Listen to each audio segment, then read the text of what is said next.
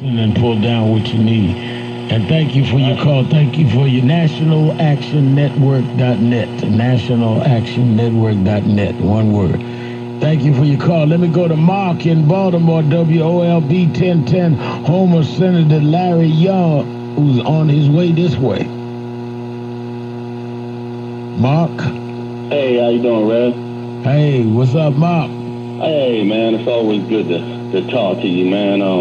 Rev, I wish I could make it, man. I won't be able to. I'm glad the senator is going to be there. A lot of people don't know, man. They ask, well, where's National Action Network? And I say, y'all listen to Larry Young every morning. He's the National Maryland chairman. That's right. That's right. That is right. And been that for a long time. For a long time. And, I want to thank you, Rev. I'm not going to be able to get there, but I was at the jump off rally, Martin Luther King weekend in D.C.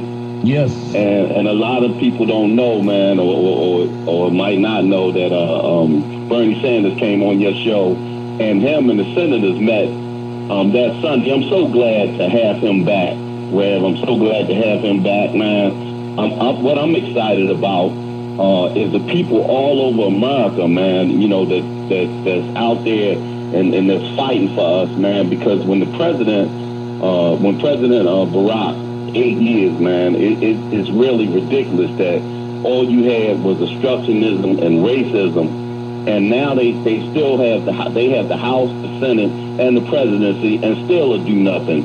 Yep. Congress. So thank you, man. Thank you for everything. No, well, Senator Sanders will be with us on Friday. And you're right. I think, you raise a very heavy point, as you usually do, Mark, when you call in, is what's the excuse now?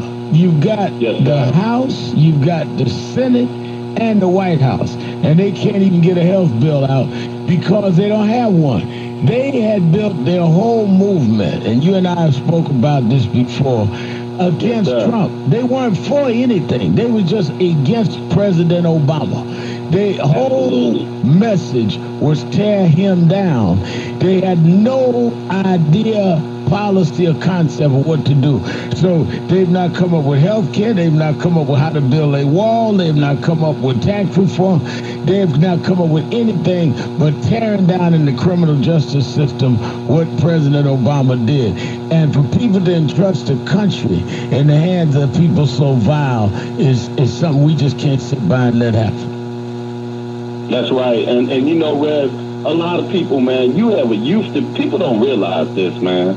And people don't talk about it. Mary Pat Hector, she was here with you back during the unrest in 2015. That's right. And I shook her hand, and I shook your hand. At the time, it was a lot going on, and we was talking, right. We was talking to the gang members and stuff like that. The dissent decree, this is 2017. This is so important, the dissent decree that we got, man. They arrested 7 officers, man. 7 officers that was on the gun task force for criminal behavior. And we got all this stuff going on here. But just like you, man, we got people here. I shout out all the people here that's doing things, man. We had a solutions rally at Brother Israel's he has a treatment center, and we have another one May the 11th at 7 o'clock at 4432 Park Ice Avenue. We're not sitting on our hands. We're going to do everything we can to save our young people and our older people, Rev. So you take care, brother. All right, Mark, thanks for the call. And we're going to get to have that conversation one day. We need to have it. I'm looking forward to it. Thank you, Mark. And let me say that a lot of the good people coming out of Baltimore. And like I said, our Senator Larry Young, our chapter president, albeit member of our national board, Reverend Todd Yeary, who pastors the Douglas Memorial Church. They'll be there on our ministers panel. Reverend Jamal Bryant of Empowerment Temple's going to be here this year. Usually our convention falls at the time of the AME conference, but since we did it late April, he could get here. He'll be here. And a lot of grassroots work. And even those in the street. I was at Reverend Yeary's, I guess, a month and a half ago. Some brothers stopped me going in and talking, put it on video. I like talking to brothers in the street, even those that don't agree with me and those that are rough edge, because that's where I come out. I understand pain. You can't tell people in pain how to holler. You can't tell people that are suffering how to react to their suffering. And sometimes we need to talk to each other rather than at each other. And that's why Dr. Dice was saying, I'm not going to change, because I've been there. Last book I wrote 3 years ago, The Rejected Stone, I talk about how I understood the feeling of rejection because I felt it all my life. We've been a rejected people. Many of us have had rejected experiences in our lives. I felt rejected by my own father and had taken on other fathers. But once you accept and embrace yourself and who God made you to be, I said over the weekend that Kathy Hughes' Celebration, a phenomenal woman, that if you look at the world, I fly a lot. I usually am in 2 or 3 cities a week. And you can see cities and little towns and villages from the sky a lot differently than on the ground, because you're looking down and you look at the order, and you look at the order of the universe. They got people all in space. But the universe operates in order. Mars never bumped into Pluto. Jupiter never bumped into the Earth. Sun never bumped into the Moon. Everything works in precision and in order. So why do you think out of thousands of years of God conducting an orderly, precise universe, that his first mistake was you? You're not a mistake. I'm not a mistake. The fact we were born was not a mistake. 1,000 different things could have prevented us from being born. But we are a decision he made. And the experiences we went through, even the distasteful and bitter experiences, were there to mold and shape us for where we are now. And as Judge Hatchett said at the beginning of the show, if you find your purpose, then it will all come together while you went through things to prepare you to fulfill your purpose. You had to be shaped and molded, and sometimes, like shaping clay, you got to chip, you got to take some hits, but it prepares you.